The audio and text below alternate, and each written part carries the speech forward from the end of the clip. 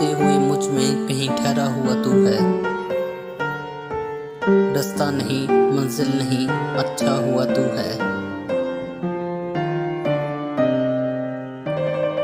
ताबीर तक आते ही तुझे छूना पड़ेगा। लगता है कि हर ख्वाब में देखा हुआ तू है।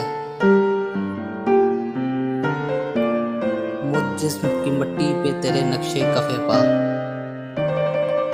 और मैं भी बड़ा खुश कि अरे क्या हुआ तू है।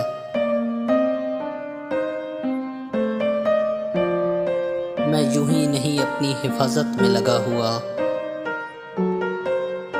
मुझ में कहीं लगता है कि रखा हुआ तू है। वो नूर हो, आंसू हो कि ख्वाबों की धनक हो, जो कुछ भी इन आंखों में इकट्ठा हुआ तू है। इस घर में ना होकर भी फकत तू ही रहेगा, दीवारों दरे जा में समाया हुआ तू है।